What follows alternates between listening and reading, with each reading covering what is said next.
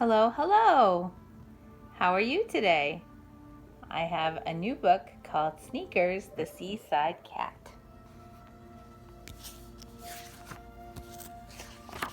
Wouldn't it be nice to go to the seaside?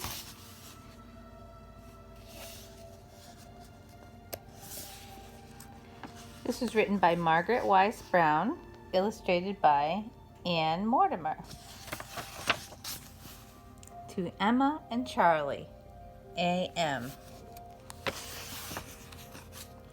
Once there was a little fat cat, and his name was Sneakers. He had 4 white paws, and almost all the rest of him was inky black. He lived with a little boy and his father and his mother.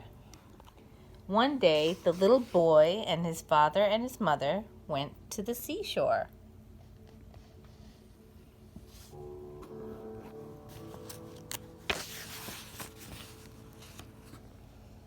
When Sneakers came to the sea, he was delighted. He could smell the fish. He thought he could catch them like mice. But when he dipped his careful little white paw into the blue sea, the water was wet and it was cold. So Sneakers decided to go out in a field and look for mice instead. The field was full of butterflies, so Sneaker chased one. But the sea was bothering him. All around him he could smell it. Beyond the smell of the pine trees, and he could feel it. It excited him. Way off he could hear it. Boom, boom, boom.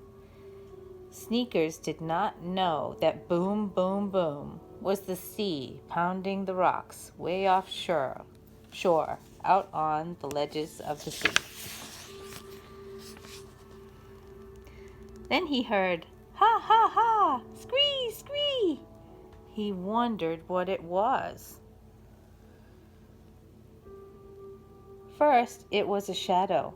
Then it was a bird. Only it was such a big bird, it didn't seem very frightened of a little black cat with white paws.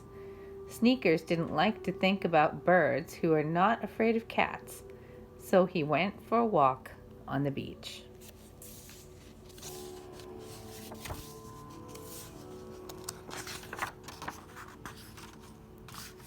Little shrimps about the size of a cat's claw jumped about in the sand. Sneakers roughed up his fur and lifted his feet higher as he walked along.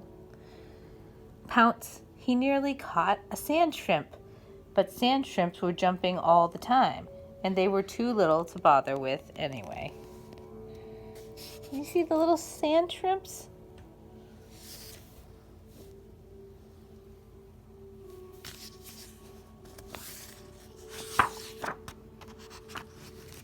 Then up ahead on the yellow sand, Sneakers saw something.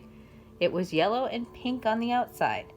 Sneakers had never seen anything that shape before. Then he crept up to it and peeked in. There was nothing in it. He put his head down to it and listened. There was a roar like the ocean's roar in it. But there was nothing in the shell, so he lifted up his paw and walked along the beach some more.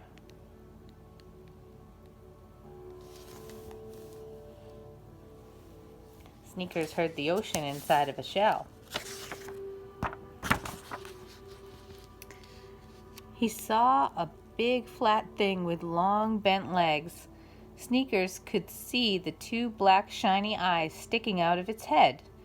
Sneakers crept after it, but the crab's eyes stuck so far out of its head that they had seen Sneakers coming.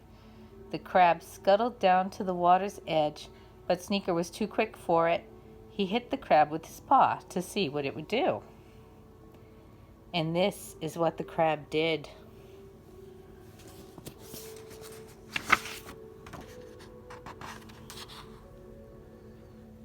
The crab shot out one of its long bent legs and grabbed a hold of Sneakers' little white paw in its crab claw.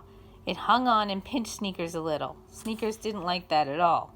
He snatched his paw back so fast that the crab fell off. Then he licked his paw and roughed out his fur and walked on down the beach.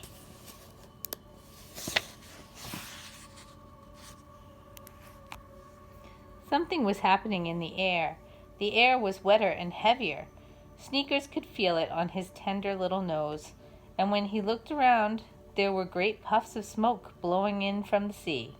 They smelled of the sea and came drifting in puffs, as big as clouds, until you couldn't see the sun anymore. Everything was gray,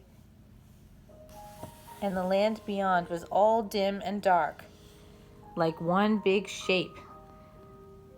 My, but I'm glad I saw that, thought Sneakers.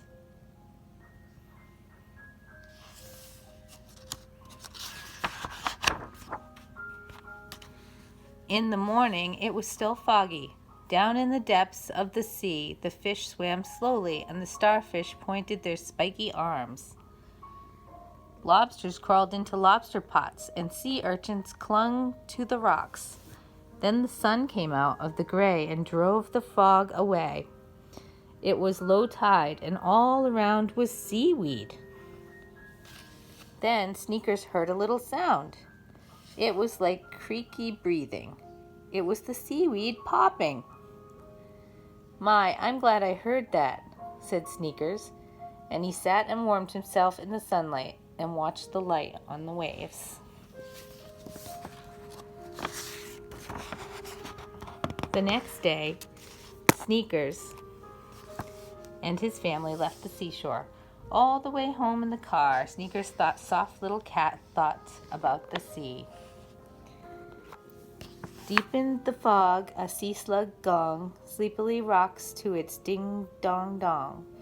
Hark to the sound of the sea slug gong, ding-dong-dong, ding-dong-dong.